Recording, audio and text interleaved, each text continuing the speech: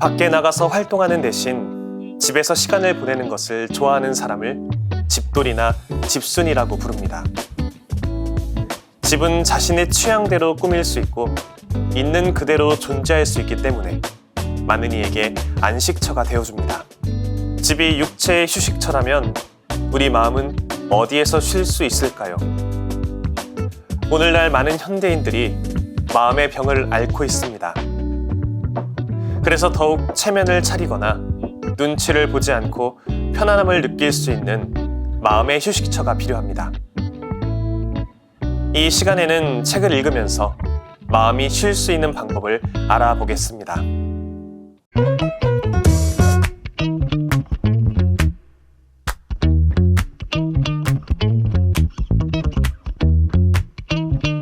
이 시간에 함께 읽을 책은 내 안의 휴식처입니다. 인간에게는 누구나 휴식처가 필요합니다. 저자는 이 책에서 현대인을 길 위에 서 있는 사람들이라고 말합니다.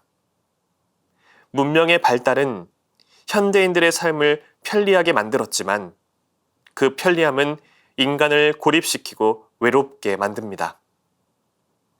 편안한 쉼을 누릴 수 없는 현대인들을 저자는 내면의 고향으로 초대합니다.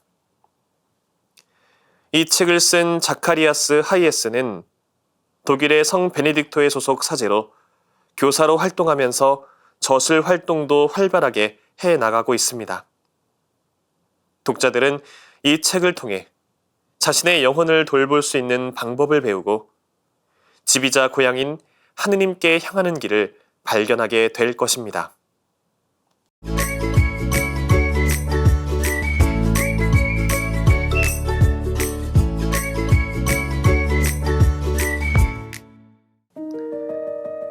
우리 수도원 성당 제대뒤 벽에는 부활하신 그리스도를 묘사한 성상이 달려 있습니다.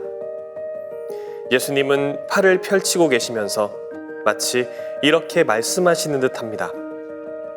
무거운 짐을 진 너희는 나에게 오너라. 와서 쉬어라. 내가 너희에게 새 힘을 주겠다. 언젠가 동료 수사가 제게 이런 말을 들려주었습니다. 자기는 손님들이 수도원을 떠난 뒤 또는 끝기도를 마치고 수사들이 모두 성당을 나간 뒤 홀로 성당에 앉아 이런 상상을 한다고 합니다. 그리스도께서 펼쳤던 양팔로 아버지를 감싸 안고는 이렇게 말씀하실 것 같다고요. 아빠, 오늘도 충실히 일했고 많은 사람을 사랑하고 위로해 주었으니 이젠 아빠가 저를 위로해 주세요. 물론 이것은 아주 인간적인 생각입니다만 이러한 상상은 아버지께 대한 아들의 깊은 신뢰와 아들 그리스도와 아버지가 얼마나 친밀한 관계를 맺고 있는지 알게 합니다. 또한 이러한 상상은 인간적이고 이해하기 어렵지도 않습니다. 이제 사람들은 예수님의 아버지 하느님을 인간과는 먼 신, 통치자로서 만나는 것이 아니라 공감과 연민으로 안아주시는 아버지로서 만납니다. 예수님 시대에 그분을 만난 사람들은 이미 그것을 느꼈습니다.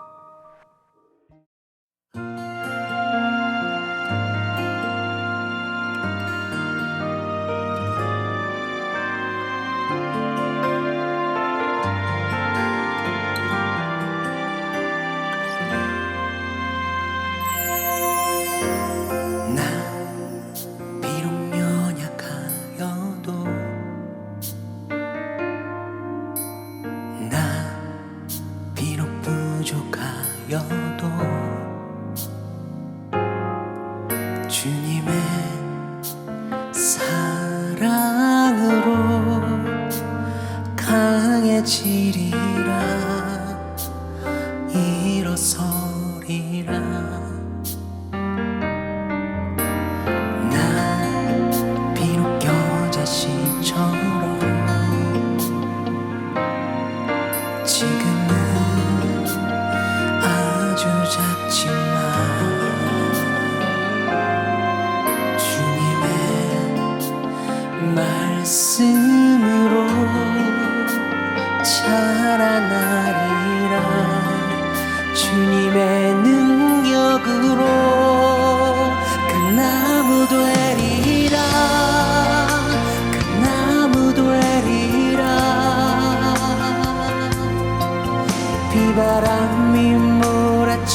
마치고 폭풍우가 닥쳐도 결코 넘어지지 않고 결코 쓰러지지 않는 항상 그 자리를 지키는 그 나무 되리라 그 나무 되리라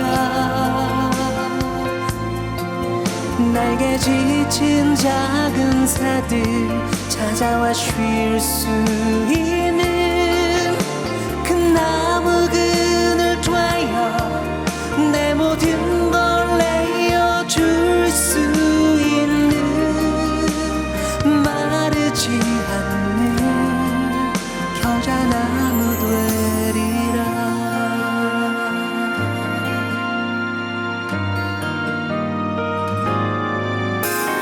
난 비록 겨자씨처럼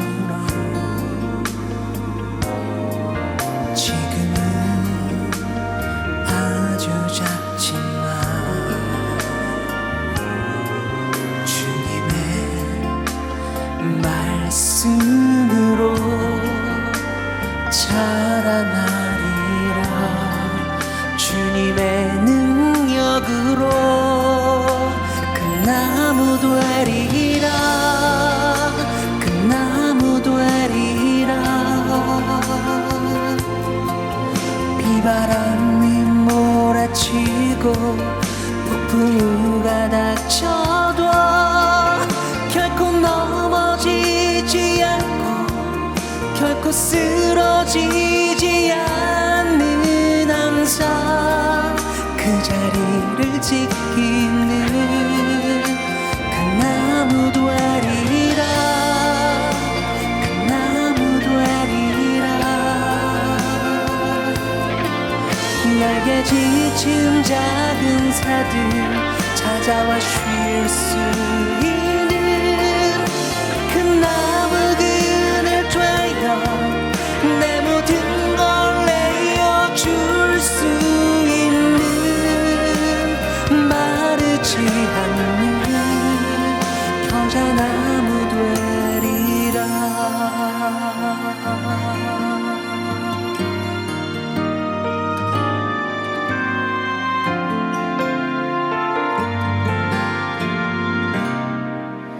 그 나무 되리라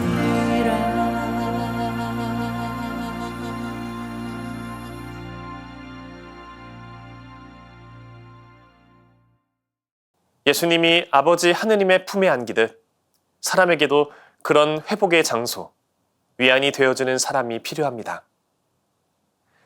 하느님 안에서 그런 위안을 얻은 사람의 삶은 이전과는 분명 다른 모습일 것입니다. 마들렌은 이렇게 말합니다.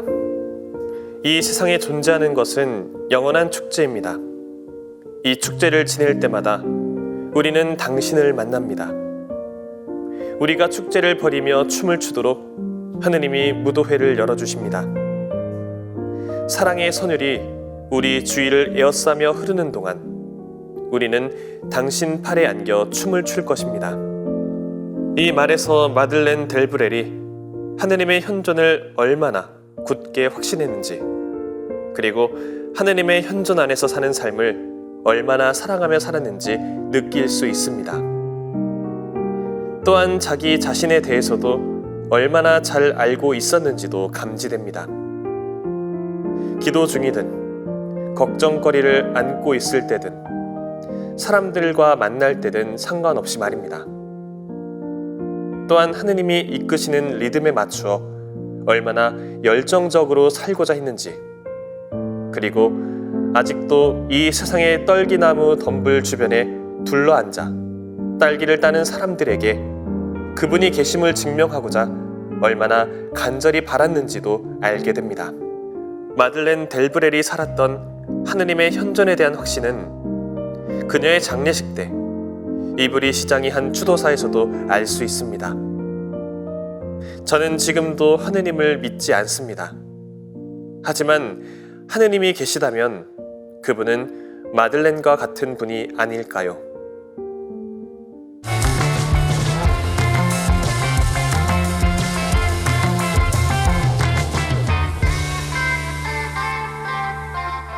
한때 힐링이라는 표현이 사회적으로 화두가 되었던 적이 있었습니다.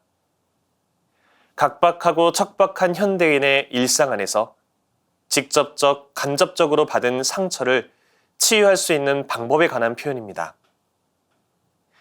여기서 힐링이 이야기하는 치유의 방법은 모두 나 자신의 외부로부터 찾을 수 있습니다. 마음을 차분하게 해주는 음악을 듣거나 평소에 사고 싶었던 물건을 구입하거나 맛있는 음식을 사 먹거나 일상에 치여 시도해보지 못했던 취미생활이나 여행에 몸담아 보는 것 등이 대표적일 것입니다. 또는 누군가와 이야기를 나누고 또 누군가와의 관계를 갈망하는 것으로도 힐링이 이야기하는 마음의 치유는 가능해집니다. 물론 이 같은 방법이 무조건 잘못됐다거나 무용하다는 것은 아닙니다. 다만 상처 입은 나의 실존을 다독이고 다시 일으키기 위한 방법을 나 자신의 외부로부터만 찾는 것은 삶의 본질을 놓치고 있는 것이라고 볼 수 있습니다. 오늘 소개해드린 책 내 안의 휴식처는 나의 실존을, 조금 더 나아가 나의 영혼을 보살피고 다독일 수 있는 방법을 내 안에서 찾을 수 있도록 이끌어줍니다. 즉, 나 자신의 몸과 영혼을 잘 돌보는 것 안에 진정한 쉼이 있고 그 몸 안에 현존하시는 하느님을 만나도록 일깨우며 새로운 시야를 열어주는 묵상서라고 볼 수 있습니다. 특별히 저는 책 안에서 침묵하기라는 제목으로 엮인 내용에 깊이 머물러 보았습니다. 여기서 이야기하는 침묵은 지금 이 순간 존재하고 있는 나 자신에게 집중해 보는 것, 온전히 지금 이 순간에 머무르는 것, 그리고 그 안에서 하느님의 현존하심을 깊이 느껴보는 것을 가능하게 해줍니다. 나아가 이 같은 침묵이 가능해지면 우리는 비로소 일상 속 사소한 순간들 안에 담긴 소중함을 깨닫게 됩니다. 침묵의 의미와 가치에 관한 이야기를 마주하며 오래전에 접했던 어느 유명 TV 강사의 강의 내용이 떠올랐습니다. 당시에도 지금도 이 강사는 다수의 TV 프로그램에 자주 등장하는 유명 강사로 활발히 활동하고 있습니다. 당시 6년 동안 하루도 쉼 없이 강사로서의 활동을 해온 이 강사의 강의 주제는 행복과 관련이 있었습니다. 그런데 문제는 정작 강의를 하는 강사 자신이 스스로를 행복하다고 느끼지 못하는 데 있었습니다. 그러다 아버지께서 암 선고를 받게 되었다는 소식을 전해 듣게 되는데 그럼에도 그날 남아있던 강의 스케줄을 아무 일도 없다는 듯이 웃으며 진행하게 되었고 이에 커다란 마음의 상처를 받게 되었다고 합니다. 더 이상 자신의 감정을 숨긴 채 얼굴에 웃음을 머금고 행복에 대한 강의를 할 수 없을 것 같은 느낌이 들었다고 합니다. 이에 누군가의 소개로 어느 노수사 신부님을 찾아 면담을 하게 된 이 강사는 신부님께서 침묵을 배워 라는 이야기를 들려주신 것에 큰 감동을 받았다고 합니다. 처음에는 이 말의 뜻이 단박에 와닿지 않았던 강사는 그 말에 담긴 의미를 신부님께 다시 묻게 되었고 이에 신부님께서는 자존심의 꽃이 떨어져야 인격의 열매를 맺을 수 있다며 언제까지 자기 잘난 맛에 살아갈 거냐며 타박하시고 침묵을 배울 수 있는 시간을 마련하라는 당부를 전하셨다고 합니다. 이에 강사는 자신이 천주교 신자가 아님에도 프랑스 마콩 지역에 위치한 수도 공동체에 들어가 2주 동안 침묵 피정의 시간을 가졌다고 합니다. 그리고 그 피정의 시간 안에서 자신의 마음으로부터 들려오는 소리를 명확하게 들을 수 있었다고 합니다. 그래, 여기까지 잘 왔다 라는 목소리였습니다. 아마도 이 강의 내용을 나눈 강사는 길지 않은 2주 동안 겪은 침묵의 시간 안에서 비로소 자신의 있는 그대로의 모습을 마주할 수 있게 되었고 감춰두었던 감정의 소용돌이를 직시할 수 있게 되었으며 스스로를 중심에 둔 시선으로부터 벗어나 더 넓어진 시선으로 세상을 바라볼 수 있는 마음의 여지를 갖추게 되었던 것 같습니다. 이 모든 것이 가능했던 이유는 침묵 속에서 누릴 수 있었던 휴식에 있었을 것입니다. 하루의 시간 동안 저 자신이 누리는 침묵의 시간에 대한 성찰을 해봅니다. 스마트폰을 내려놓고 온갖 잡념으로부터 벗어나 오롯이 하느님과 나 사이의 관계에 집중해보며 이를 통해 세상 만물을 주님의 시선으로 바라보고 그 안에 현존하시는 하느님을 느낄 수 있는 시간을 과연 얼마만큼 마련하고 있는지를 생각해 보면 좋겠습니다. 만약 그 시간이 부족하다고 여겨진다면 지금부터 주님 안에서 나의 내면을 향한 침묵의 시간을 조금씩 마련해 나갈 수 있으면 좋겠습니다. 하느님은 내 안에 계시지만 내가 늘 바삐 움직이고 서두르는 탓에 내 안에서 쉬지 못하고 많은 외적 요구에 응하다 보면 그분의 현존을 알아차리기가 어렵습니다. 그러므로 침묵하는 것은 중요한 연습입니다. 모든 것을 차단하고 온갖 외적 소음을 멀리합니다. 그리고 지금의 나 자신에게 주목합니다. 그리고 묻습니다. 나는 지금 어디에 있는가? 나는 지금 무엇에 주목하는가? 나는 지금 무엇을 생각하는가? 그런 다음 오롯이 내 안에 있기 위해 애씁니다. 침묵하며 나 자신을 인식하고 느낍니다. 아무것도 하지 않기, 그냥 내 안에 있기, 나 자신을 위해 가만히 있기. 이런 것은 자주 길 위에 있는 사람들, 일하는 날이 많고 근무 시간이 긴 사람들에게는 쉽지 않습니다. 일하지 않는 시간은 쓸모없고 생산적이지 않다는 느낌이 들 수도 있습니다. 오늘날 사람들은 최상, 최고라는 요구에 쉽게 굴복하고 모든 것은 효율적이어야 한다고 생각합니다. 반면 그리스도교에서 보는 인간의 가치는 일과 업적에 달려있지 않습니다. 인간은 누구나 소중하고 존엄합니다. 인간은 하느님이 창조하신 피조물로 이 세상에 존재하기 때문입니다. 한 사람과의 만남이 지속되면서 관계의 형태가 변화하는 것처럼 하느님과의 관계도 조금씩 변화합니다. 멀리 있는 전능한 신의 모습에서 우리를 향해 허리를 굽히는 아버지를 발견할 때 우리는 진정한 하느님을 뵙게 됩니다. 늘 우리에게 사랑을 주시는 하느님을 제대로 알고 그 사랑 안에서 위로와 휴식을 얻으시길 바랍니다. 다음 시간에는 새로운 책으로 돌아오겠습니다.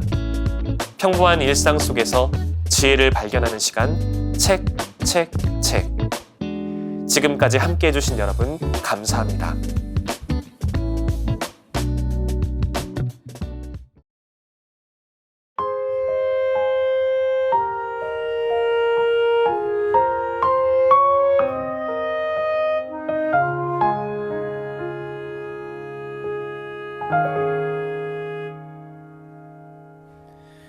주님 날 위해 지신 십자가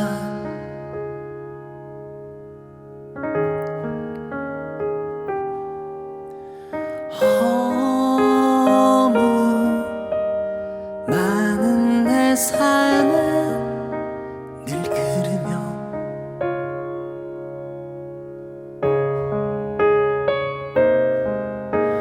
죽었던 내 영혼 살리시네. 메마른 나의 맘을 적시네. 내가 만난 가장 큰 사랑 예수.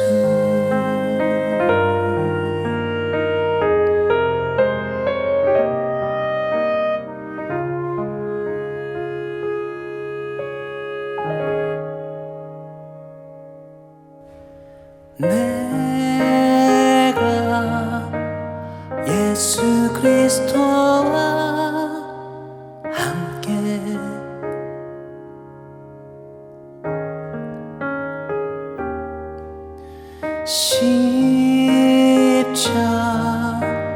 십자가에 못 박혀 죽었으니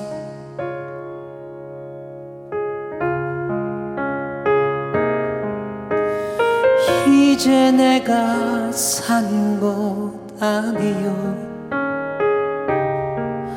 오직 내 안에 그분이 사는 곳 내가 만난 가장 큰 용서 예수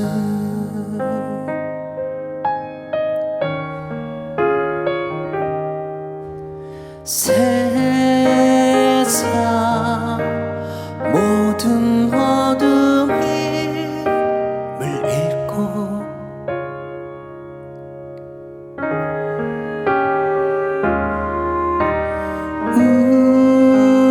우리 가진 모든 일 녹아지리라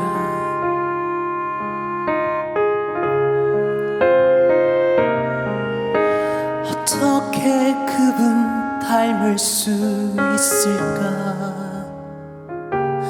어떻게 그 길 걸을 수 있나 내가 만난 가장 큰 일은 내가 만난 가장 큰 일은